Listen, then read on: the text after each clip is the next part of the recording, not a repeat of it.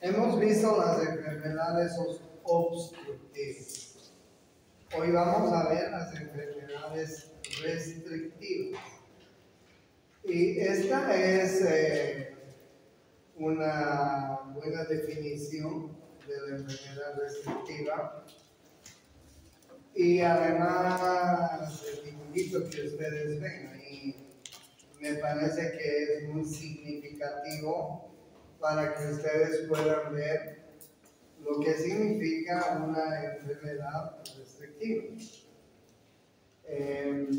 Condición anormal que causa disminución de la capacidad pulmonar total y de la capacidad vital y que ocasiona dificultad inspiratoria. Acuérdense que en las enfermedades obstructivas, al contrario, había dificultad expiratoria.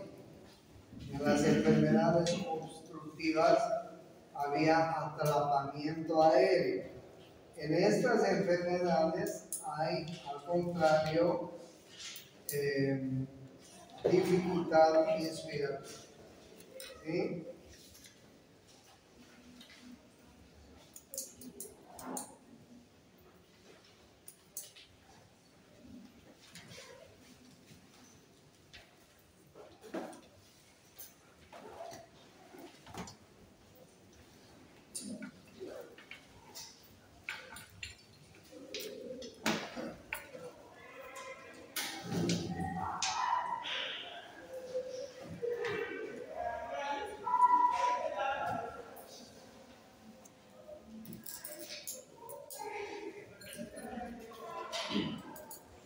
Bien, entonces esa es la definición de la enfermedad restrictiva pulmonar. ¿Ya? Y ustedes pueden ver que dentro de estas enfermedades hay algunas que producen, por ejemplo, alteraciones del parénquima pulmonar.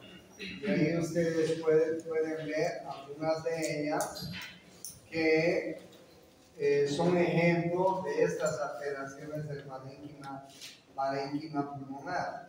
Las atelectasias, por ejemplo, las neumonías, las tuberculosis, las fibrosis, etc. Trastornos pleurales, como el neumotórax y derrames. Deformidades y trauma torácico, como la cifoescoliosis, el tórax inestable, el síndrome de Pickwick, que es un problema de obesidad. Alteraciones neuromusculares, como distrofias musculares y el Guillain-Barré. Y depresiones del centro respiratorio, como producidas por narcóticos, anestesia, barbitúricos, etc. ¿Ya? Entonces, estas son las enfermedades restrictivas que pueden ocasionar el síndrome restrictivo. Vayamos viendo algunas. Las atelectasias, por ejemplo. La atelectasia, con sus variedades intralumina y extralumina, por contracción o fenómeno de retracción, por compresión o por relajación, por déficit de surfactantes o atelectasias en placas, y atelectasias masivas postquirúrgicas y atelectasias del lóbulo.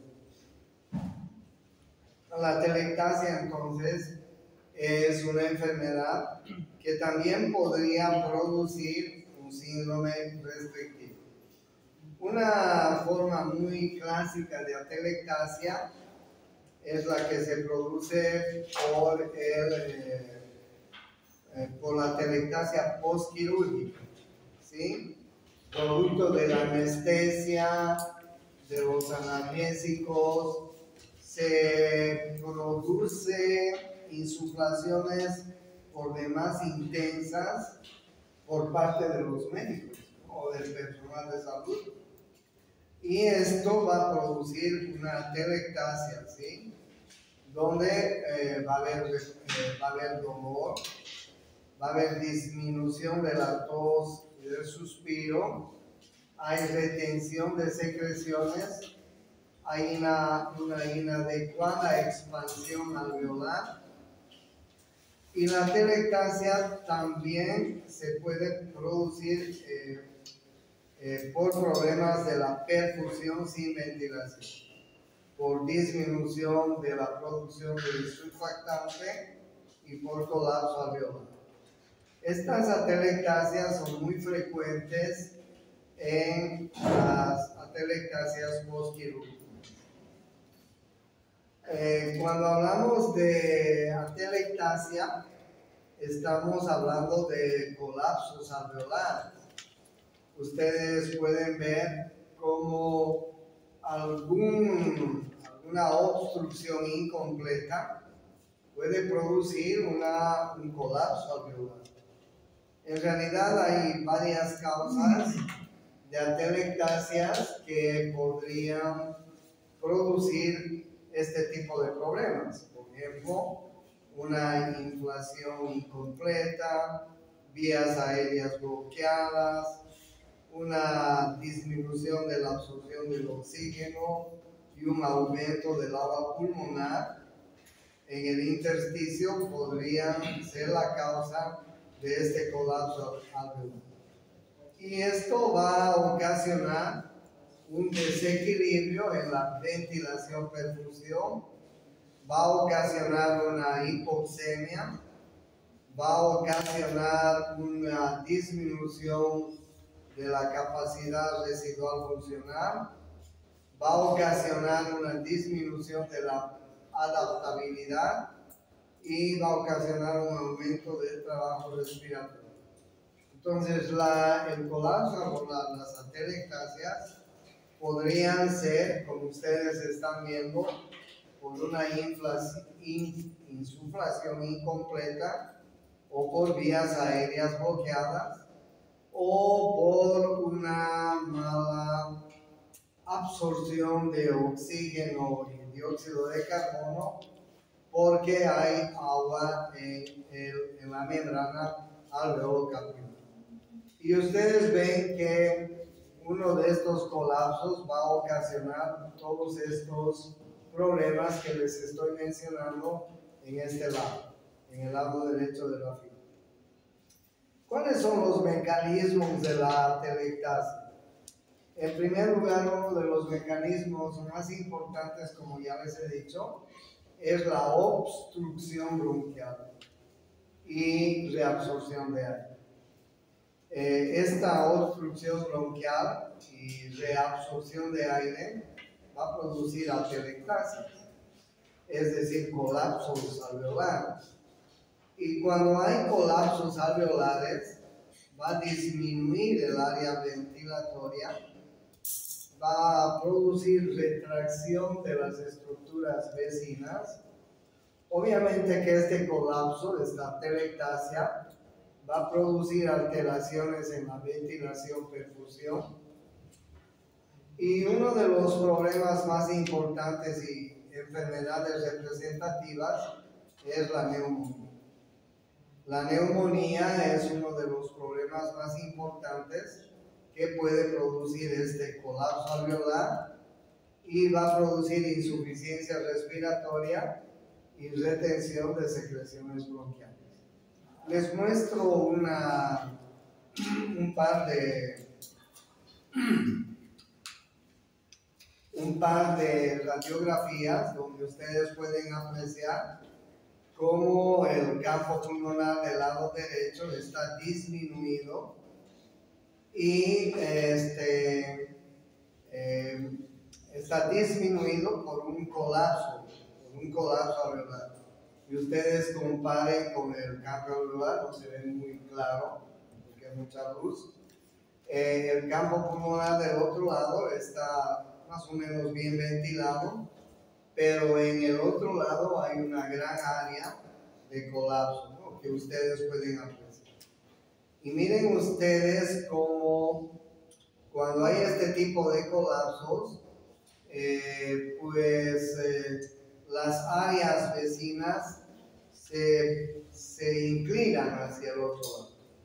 Aquí tienen ustedes otra radiografía y los lugares donde más o menos están colapsados los alveolos, ¿no? Hay un gran colapso, las áreas vecinas se inclinan hacia ese lado, el pulmón derecho está hiperventilado y ahí pueden ver el colapso alveolar que hay en el pulmón izquierdo. Esta es otra radiografía donde ustedes pueden ver cómo la parte superior del lóbulo superior del pulmón derecho está colapsado y en la radiografía se aprecia esta región. ¿Ya? Entonces, cuando estamos hablando de atelectasias, estamos hablando de colapsos pulmonares. Y las atelectasias, como ustedes están viendo, va a producir una disminución del área ventilatoria, va a producir una alteración en la ventilación-perfusión. Por ejemplo, una neumonía además puede producir insuficiencia respiratoria con su retención de secreciones bronquiales correspondientes, ¿no? Entonces, una atelectasia es un colapso alveolar que ustedes están viendo, que bien puede ser por una insuflación incompleta, bien puede ser por áreas bloqueadas, o bien puede ser por líquido en la membrana alveolocapilar que van a producir el colapso de la vía respiratoria. Y como ustedes están viendo, pues va a haber un desequilibrio, ventilación-perfusión, una hipoxemia, una disminución del oxígeno en la sangre, la capacidad residual funcional va a disminuir, hay menos adaptabilidad y hay un aumento del trabajo respiratorio. Estos son los problemas que hay en la atelectasia. Bueno,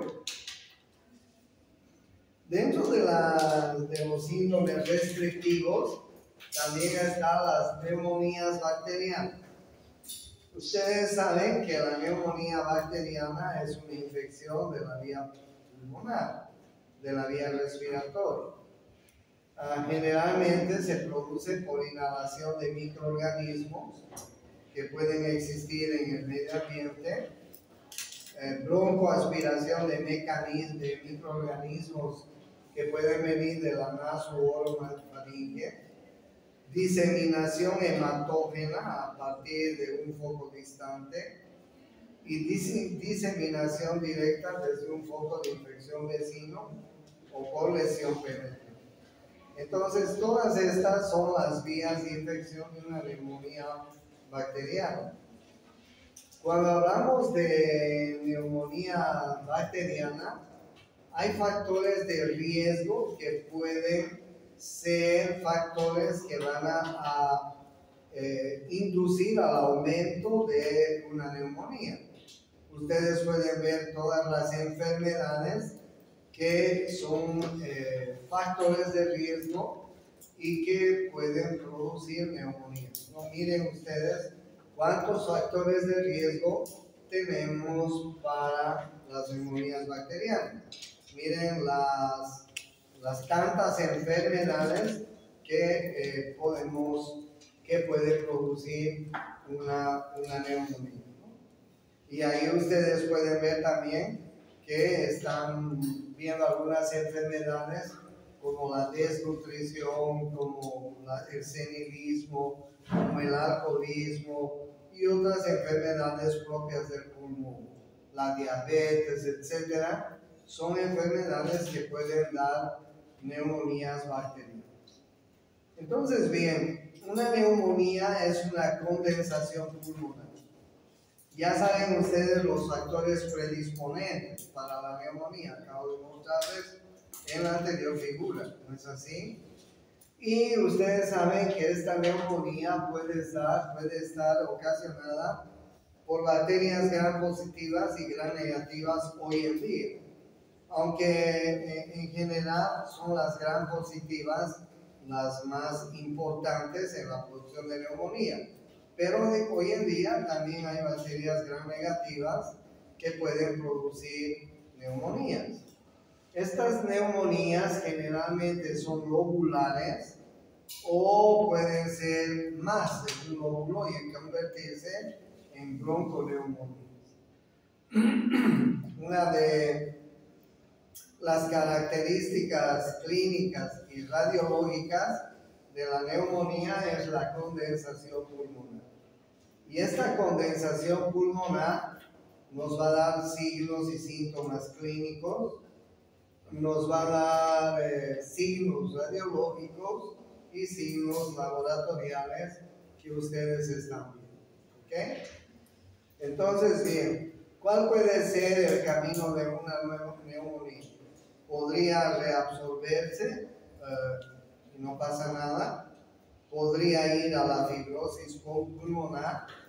Podría ir a un absceso pulmonar. Podría ir a un empiema.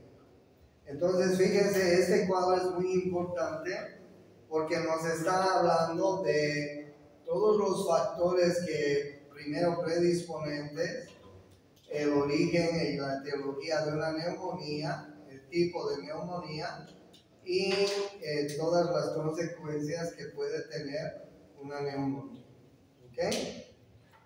¿Cuáles son los criterios diagnósticos para las neumonías bacterianas? Una fiebre alta, por ejemplo, una leucocitosis, por ejemplo. El dolor torácico pleurítico es muy importante, la punzada de costado.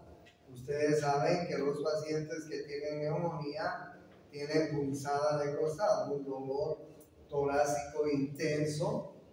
El infiltrado radiológico también es importante.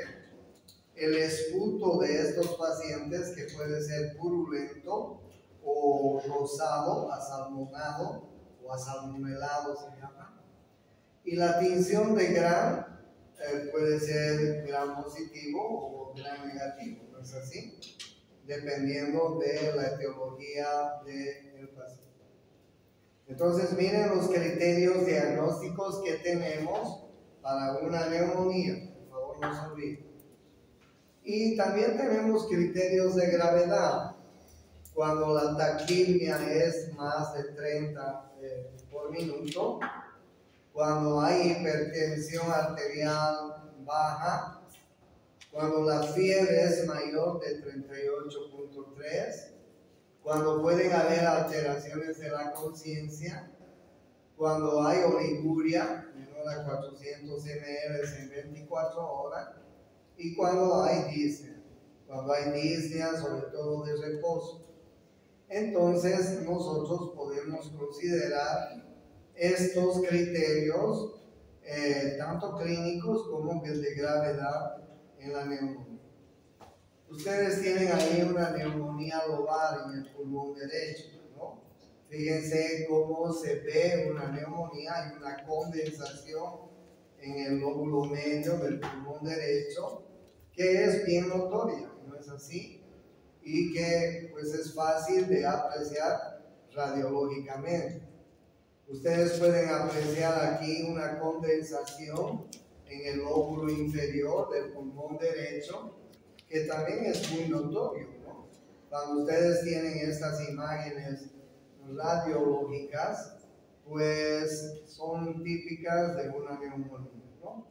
Entonces las neumonías se caracterizan por ser lobales.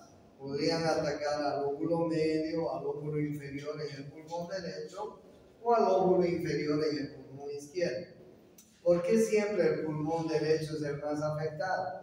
Ya saben, ¿no es cierto? El bronquio pulmonar principal es más ancho, es más corto, es más vertical. Y las bacterias tienen más afinidad por el pulmón derecho.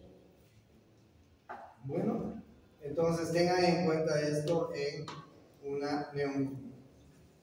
La tuberculosis. La tuberculosis es una infección que tiene la característica de atacar generalmente los lóbulos superiores del pulmón, como ustedes están viendo, ¿no? En la figura. Inicialmente activa procesos que pueden después, procesos iniciales cavitarios, que después pueden pues diseminarse de esta forma que ustedes están viendo. Ustedes saben bien que la vía de contagio de la tuberculosis es vía aérea, a través de las gotitas de piel. Ustedes saben bien que los pacientes infecciosos de la tuberculosis están diseminando sus bacilos a partir de esta vía. Ustedes saben que en nuestro medio la tuberculosis es una enfermedad endémica, ¿sí? Y ustedes saben que las vías de diseminación de la tuberculosis pueden ser a través de los nódulos linfáticos, a través de los pulmones, a través de la columna vertebral, a través de los riñones, etc., ¿no? Incluso es muy frecuente encontrar tuberculosis en el epidídimo de los testículos. Es muy frecuente encontrar tuberculosis renal. Es muy frecuente encontrar la tuberculosis en la columna vertebral, que se llama enfermedad de Post. ¿Es así? Entonces, miren ustedes que la tuberculosis es muy importante y que se disemina a través de varias circunstancias, ¿no? Como ustedes están viendo. ¿Cuáles son los aspectos inmunopatológicos de la tuberculosis? La tuberculosis produce un desorden inmunopatológico, ¿no? El bacilo produce un antígeno. Este antígeno va a producir anticuerpos, pues va a producir una reacción inflamatoria alveolar a través de los polimorfonucleares y macrófagos, es decir, va a activarse la inmunidad humoral y celular, ¿sí?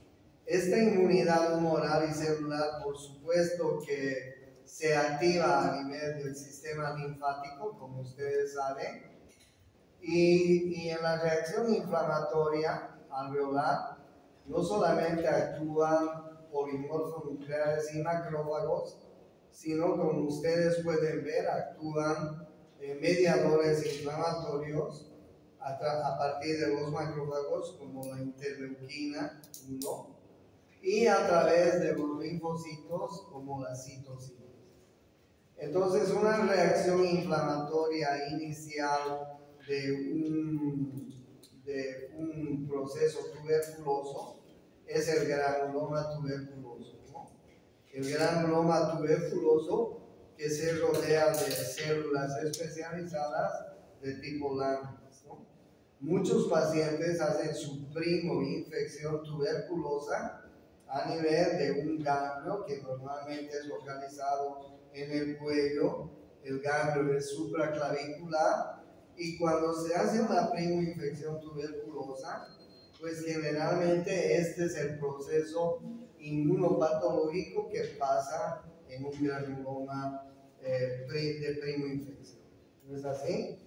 Entonces, bien, ahí ustedes pueden ver que ese granuloma tuberculoso tiene dos caminos. Podría estar en statu quo por muchos años, incluso de por vida, o podría diseminarse, ¿no? Dependiendo de las circunstancias de ese paciente. Imagínense un paciente que sea desnutrido, que sea pobre, que vive en condiciones de higiene y nutritivas malas, etc. Entonces, ese granuloma tuberculoso puede diseminar y producir una tuberculosis pulmonar proliferativa, ¿sí? O por producir una tuberculosis pulmonar exudativa, ¿sí? De todas maneras, una vez que el granuloma tuberculoso, que cada uno de nosotros tiene una primoinfección, esta primoinfección podría diseminarse en el mismo pulmón, proliferar, o podría producir una tuberculosis pulmonar exudativa, como ustedes están viendo. ¿Ok? Ahora bien, ¿qué pasa para que un granuloma tuberculoso tenga una mala evolución? Pues tiene que haber factores, ¿no? Factores de riesgo que sean los que vayan a comprometer la salud de ese paciente. Entonces hay factores de riesgo que van a hacer que un granuloma pueda diseminarse y pueda producir una tuberculosis, bien sea pulmonar, bien sea extrapulmonar, bien sea miliar, bien sea diseminada, en fin. Entonces, ustedes saben que muchos pacientes que ahora tienen HIV terminan haciendo tuberculosis cuando hacen síndromes de inmunodeficiencia, ¿no? Pacientes que son adictivos a drogas, entre ellos el alcohol. Además, porque estos pacientes son desnutridos y tienen una mala inmunidad. Pacientes que han tenido infecciones recientes, otras infecciones, pacientes que radiológicamente pueden ser tuberculosos y que son sometidos a mucha radiografía, los diabéticos, los pacientes silicósicos, los pacientes con corticoterapia prolongada, los pacientes con terapia inmunosupresora, diferentes cánceres, enfermedades hematológicas, insuficiencia renal crónica, bajo peso crónico.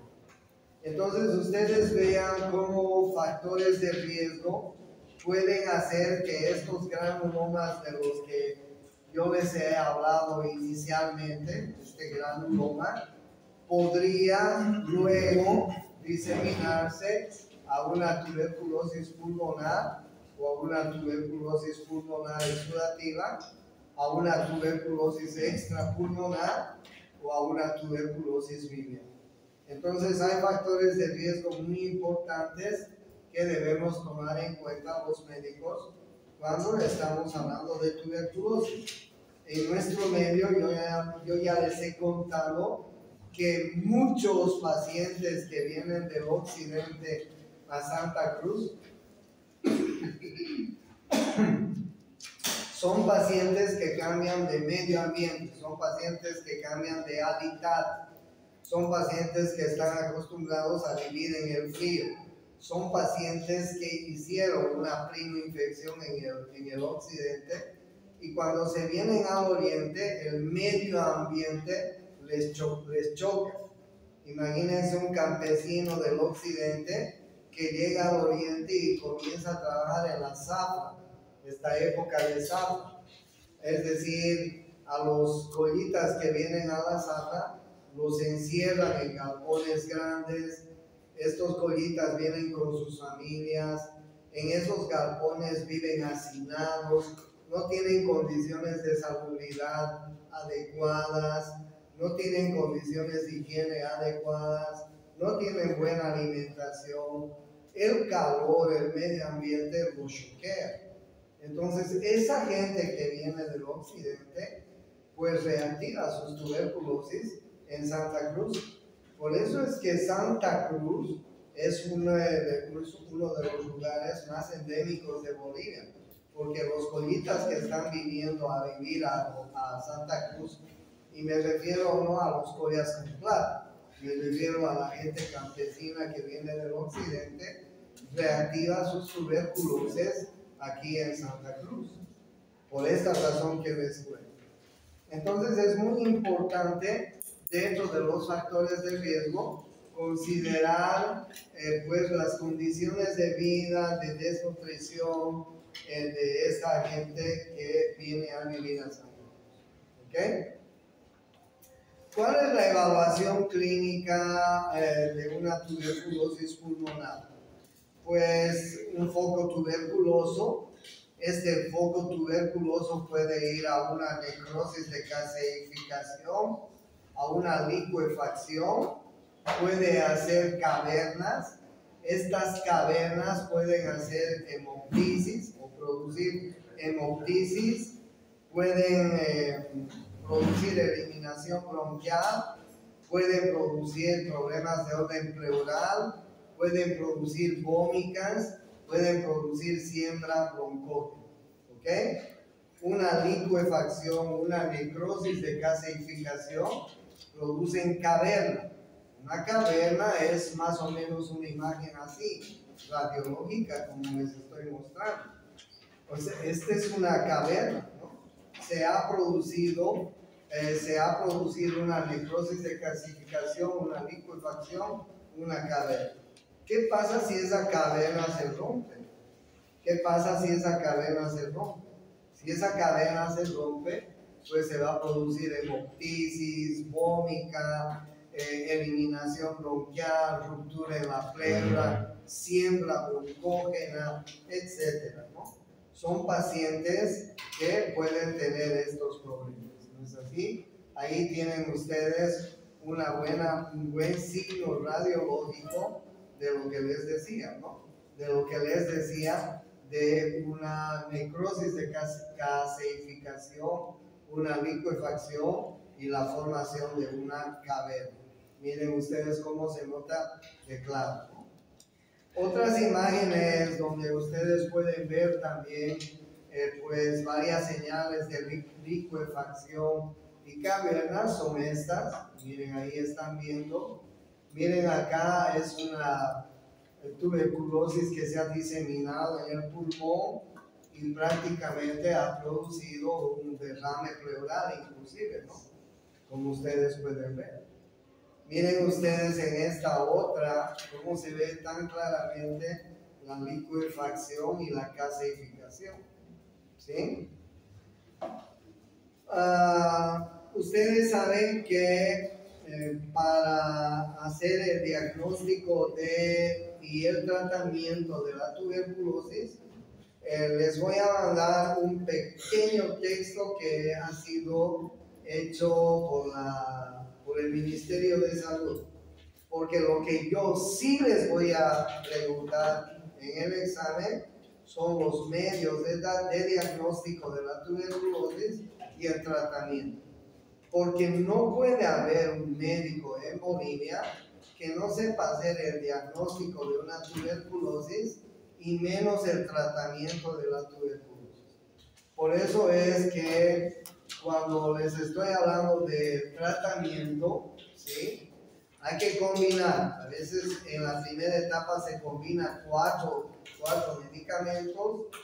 Se hace una primera etapa de 2 meses y luego una segunda etapa de 4 meses, ahora, ¿no es cierto? Y hay varios tratamientos, pero no les voy a hablar del tratamiento porque yo les voy a mandar el pequeño texto que ha sido hecho por el ministerio.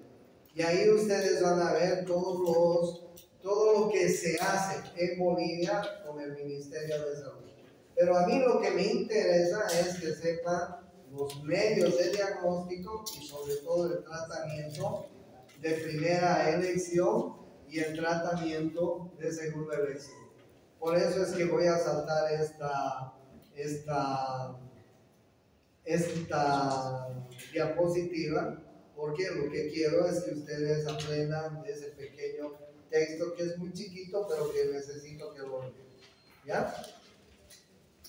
Dentro de las enfermedades restrictivas también están los traumas torácicos, ¿no? El trauma torácico pues puede ser por una contusión pulmonar, puede ser una hemorragia, por una herida en el tórax. Pues este trauma torácico puede producir alteraciones de la presión intratorácica. Yo ya les he contado que una de las funciones de las pleuras es producir una presión parcial negativa intrapleural con respecto a la presión parcial negativa del medio ambiente. Pero a consecuencia de un trauma torácico, las alteraciones pueden variar. Es decir, intrapleuralmente puede alterarse la presión negativa. También pueden haber hematomas, colapsos alveolares, etcétera, dentro del trauma torácico, ¿no? Es decir, el trauma torácico es considerado como una alteración restrictiva pulmonar. Y obviamente si tenemos un trauma torácico, vamos a tener hipoventilación, vamos a tener hipoxemia, vamos a tener hipercapnia, dependiendo de aquel trauma. Pero ustedes se dan cuenta que el trauma puede, de acuerdo a su gravedad, puede producirnos varios tipos de problemas respiratorios. ¿Okay? El trauma torácico, les decía, que puede ser una contusión pulmonar, puede ser un tórax inestable, puede ser una contusión miocárdica, puede ser un trauma abierto. Miren ustedes cuántos mecanismos fisiopatológicos de trauma torácico. Y cualquiera de estos mecanismos de trauma torácico, ustedes van a apreciar que terminarán en una inestabilidad hemodinámica respiratoria y es considerada como una neumopatía restrictiva aguda. ¿Okay? Nosotros tenemos, por ejemplo, el tórax inestable. El tórax inestable es cuando pues existe un trauma. Imagínense una mujer que se cae, el otro día tenía un tórax inestable. Una mujer se cayó unas 10 gradas en su casa, se rodó y cuando cayó abajo se fracturó 7 costillas de mi tórax derecho, no el izquierdo, era derecho. Y además una de las costillas le produjo una perforación de la pleura y del pulmón. ¿Sí? Entonces esa mujer cuando llegó al hospital tenía un colapso pulmonar, pero y además tenía, imagínense, 7 costillas fracturadas. Ustedes pueden imaginarse, además del dolor, la disnea que tenía esa pobre mujer, además que era mayor, se había rodado varias gradas en su casa y pues produjo un tórax inestable, ¿no? Y cuando se produce el tórax inestable, la presión parcial negativa intrapleural cambia, pues el mediastino se va hacia el lado sano, hay una alteración muy importante en el mediastino, porque todos los órganos que se encuentran en el mediastino se van hacia el lado sano. Ustedes pueden ver que hay un colapso pulmonar y pues hay que actuar rápidamente. Dependiendo de la gravedad del tórax, pues hay que actuar rápidamente. Si hay una perforación de la pleura, de los pulmones, pues hay que entrar y operar y parar el sangrado. ¿Sí? Entonces, en un trauma torácico, la evaluación clínica es importante. La información sobre el mecanismo de lesión, claro que sí. Si es un accidente de tránsito, si es un trauma contuso, si es una caída como la que les he contado. La exploración clínica inicial es importante. Las lesiones torácicas a descartar de forma inmediata son muy importantes. La exploración clínica inicial es importante, ¿no? Porque la exploración clínica inicial nos va a dar el patrón respiratorio que se debe evaluar. Ustedes saben que hay una semiología en la respiración. La semiología respiratoria está compuesta por 4 pasos, ¿no? Ustedes están haciendo semio. ¿Cuáles son los 4 pasos de la semiología? Inspección, palpación, percusión y auscultación.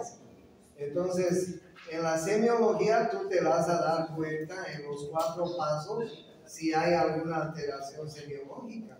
¿No es así? Si hay simetría, si hay dolor, si hay presencia o no de enfisemas, etcétera, ¿no? O sea, es muy importante la exploración clínica, la exploración semiológica que ustedes están aprendiendo. También es importante el estado hemodinámico, ¿no? Evaluar la presión arterial, ingurgitación yugular, etcétera, porque también un trauma torácico puede producir alteraciones hemodinámicas, ¿sí? Entonces, ¿cuáles son las lesiones torácicas a descartar en un trauma torácico? Obstrucción de la vía aérea superior, neumotórax a tensión, neumotórax abierto, hemotórax masivo, tórax inestable, taponamiento pericárdico, etc. ¿Sí? Trauma torácico. ¿Qué clase de qué cirugía tenían? ¿Cirugía qué? ¿Qué llevan en cirugía 1? ¿Qué es esto? Técnica quirúrgica, ¿no? Cagadas. ¿Cómo no van a saber qué es pues una técnica quirúrgica? ¿Cómo no van a saber cómo vestir un mandil? ¿O cómo no van a saber cuál es cómo se llaman los diferentes instrumentos que hay en cirugía? Técnica quirúrgica, chusmas. Pues estaban operando. Jodidos. Vean o léanse pues el textito que tiene el doctor Aguilar y aprenden. Puro dibujitos es técnica quirúrgica. ¿Tiene falta la lista? Bueno, ¿qué se hace en la orientación terapéutica? Hay que permeabilizar la vía aérea. No se olviden que hay el A, B, C, D, E del trauma, ¿no? Eso les deben estar enseñando. Les están enseñando en técnica quirúrgica el ABCDE.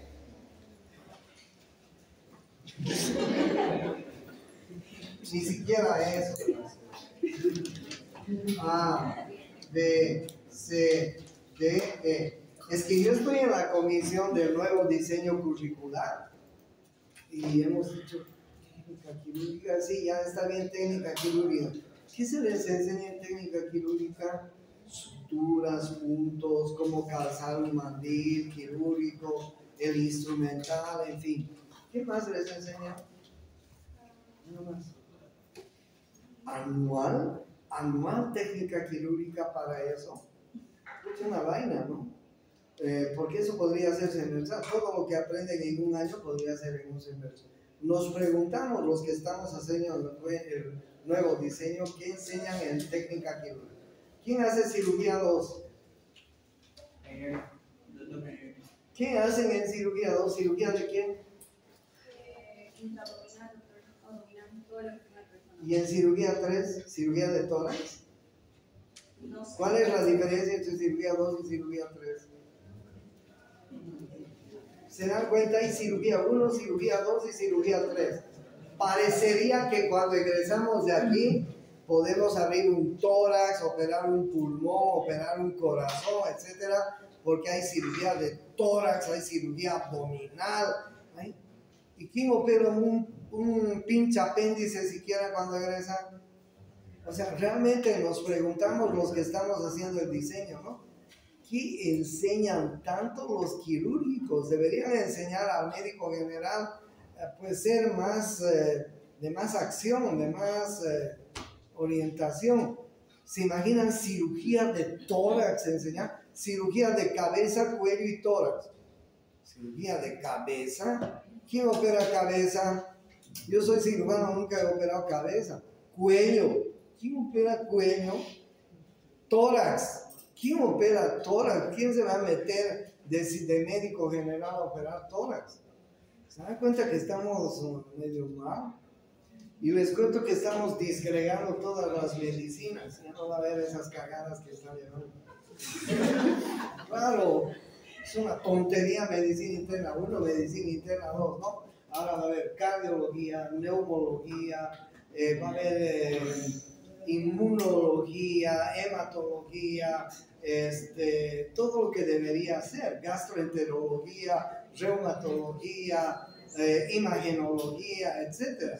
Y vamos a parar con esa mafia que tienen esos profesorcillos de medicina interna 1, ¿no? Que nos mama.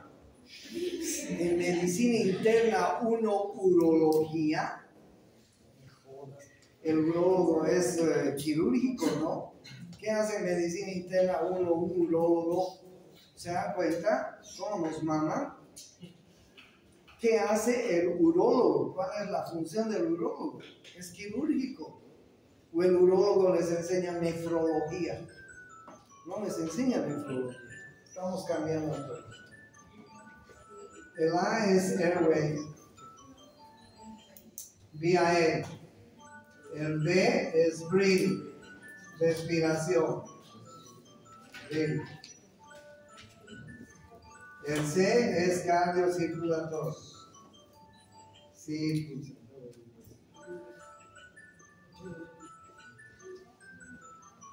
El D es déficit neurológico. Déficit neurológico.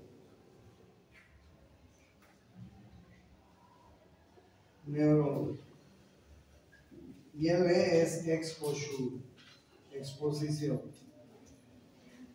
Entonces, ¿qué tienes que hacer cuando estás tratando un trauma? Primero, determinar si la vía aérea está expedita, ¿ok? Para eso tendrás que hiperextender el cuello, es decir, si ese paciente está respirando, ¿no es cierto? Segundo, dale respiración si no está respirando, ¿no? Imagínense que no esté respirando. ¿Te has dado cuenta que no está respirando? A continuación, ¿qué tienes que hacer? Dale respiración. Si es posible, dale respiración boca a boca. Y a continuación tienes que ver si tiene pulso y si su corazón está latiendo. Entonces tienes que hacerle una reanimación cardiocirculatoria, ¿no es cierto? El cuarto punto es definir si tiene un déficit neurológico a través del Glasgow. Y el quinto punto es la exposición del paciente. O sea, no se puede revisar un paciente vestido, ¿no es así? Imagínense que llegue un accidente, lo primero que tienes que hacer es desvestirlo, pues. Obviamente manteniendo el pudor del paciente o de la paciente, ¿no? No la vas a enchutar tampoco a la paciente. Tienes que mantener el pudor. Entonces, esas son los pasos que se hacen para hacer el tratamiento. El A, B, C, D, E. ¿Ok? Para un tratamiento. Dentro de las enfermedades restrictivas también es el derrame pleural. El derrame pleural ha habido una disminución de la presión ontótica, ha aumentado la presión hidrostática, se ha producido un aumento de la permeabilidad pleural, ha habido un aumento de la presión intrapleural que normalmente es negativa, ¿sí? Ha disminuido el drenaje linfático, puede producirse por irritación peritoneal y se ha producido un derrame pleural. El derrame pleural es un derrame que nos está hablando de que el líquido pleural que hay entre la pleura parietal y visceral pues se ha extrovertido. ¿No es así? Ese derrame pleural puede ser hacia la cavidad torácica o puede ser hacia afuera. ¿Ustedes se acuerdan cuando lo crucificaron a Jesús? El romano que se cercioró de que Jesús estaba muerto, le punzó con una lanza en el costado. Y la Biblia relata que a continuación salió agua y sangre, ¿no es así?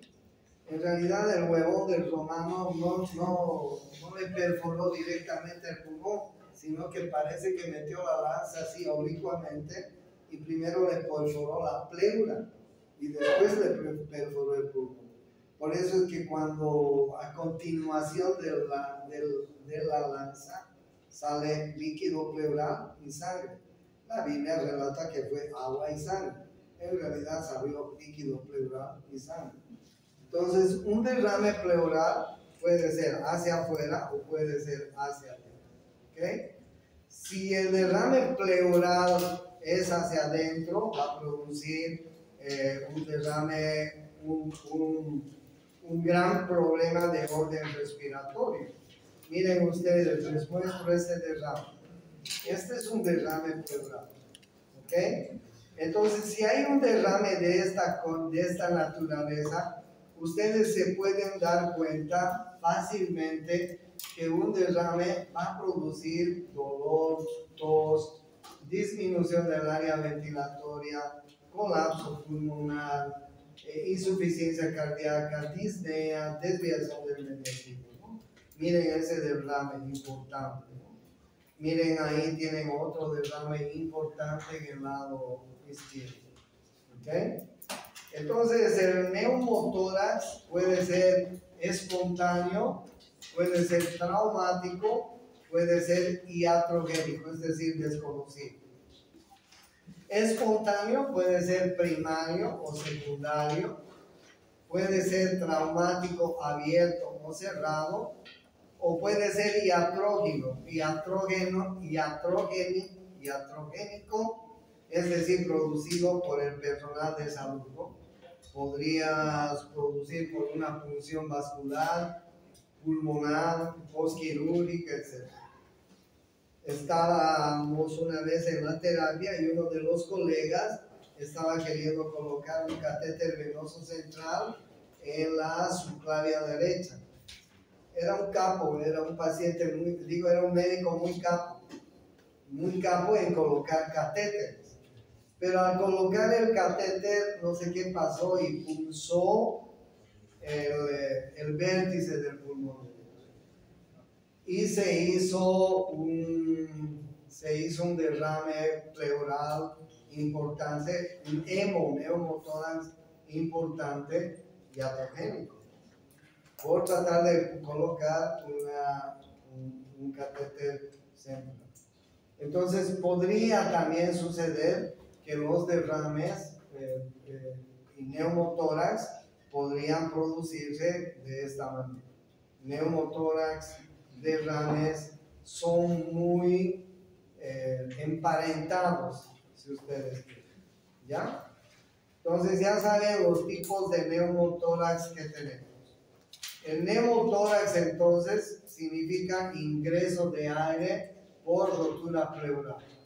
Aumentan los receptores pleurales para la tos y el dolor. Hay una disminución de la expansión inspiratoria, prácticamente un colapso. Hay una disminución del área ventilatoria, pues hay colapso pulmonar y grados de colapso. Hay disnea, hay cianosis y hay signos semiológicos, ¿no? Imagínense un neumotórax hipertenso, ¿no? Hay un colapso pulmonar. Miren cómo el mediastino se va hacia el lado sano. Cuando el mediastino se va hacia el lado sano, ocurren problemas cardiocirculatorios importantes. Y entonces ahí ustedes se pueden dar cuenta que en un neumotórax hipertensión puede haber colapso y compresión pulmonar homolateral, disminución del retorno venoso, aire pendular. ¿Okay? Neumotórax hipertensivo. El neumotórax hipertensivo entonces es una lesión pleural que puede ser de la pleura parietal o visceral. Este neumotórax hipertenso en inspiración va a producir ingreso de aire en la cavidad, ¿sí? En expiración va a haber un fenómeno valvular, no sale aire. Hay un desplazamiento del mediastino, afecta al pulmón sano, disminuye el retorno venoso, hay un gran distrés respiratorio, una gran cianosis, la presión venosa central está aumentada, la presión arterial disminuida, el gasto cardíaco disminuido. Lo que se hace en un neumotórax a presión en un derrame pleural es colocar este drenaje. Este drenaje que se llama drenaje en sello de agua. Y ustedes han debido ver alguna vez. Es decir, se coloca un dren y ese dren es drenado a un frasco que contiene agua. Y miren ustedes, desde la cavidad pleural, esto es así. Desde la cavidad pleural se sumerge el tubo en un frasco con agua y se absorbe a otro tubo de esta manera. Este dren se llama drenaje en sello de agua. Finalmente, las depresiones restrictivas pueden ser por depresiones del sistema nervioso central. Las depresiones del sistema nervioso central, ustedes pueden ver que hay lesiones del sistema nervioso central, alteraciones del centro neumotáxico, alteraciones en la frecuencia, ritmo y profundidad respiratoria. Hay disminución y la respuesta al estímulo ventilatorio. Hay disminución en el mecanismo del suspiro. Hay una neumopatía restrictiva. Y finalmente hay un síndrome que se llama el síndrome de Pickwick, que es el de la obesidad, ¿no? En pacientes muy obesos se puede producir también una neumopatía restrictiva, porque ustedes se dan cuenta que la obesidad va a disminuir el volumen de reserva respiratoria y la capacidad vital, y ustedes pueden ver que va a haber una serie de anormalidades que va a producir problemas en la ventilación, perfusión. Esto va a producir hipoxemia, esto va a producir hipoventilación. Estos pacientes tienen problemas en el área del sueño, son pacientes que generalmente muy roncadores, somnolientos, siempre están con sueño porque la presión arterial de CO2 está elevada y la presión de oxígeno está disminuida, ¿no? Se produce un cor pulmonar en los pacientes que tienen obesidad. ¿Okay? Estas son las enfermedades restrictivas. Hemos visto las enfermedades obstructivas, hemos visto las enfermedades restrictivas y nos faltan los síndromes de bloqueo alveolo pulmonar. Lo vamos a ver el día jueves y el lunes a esta hora damos clases. Damos examen el lunes de la siguiente semana a esta clase.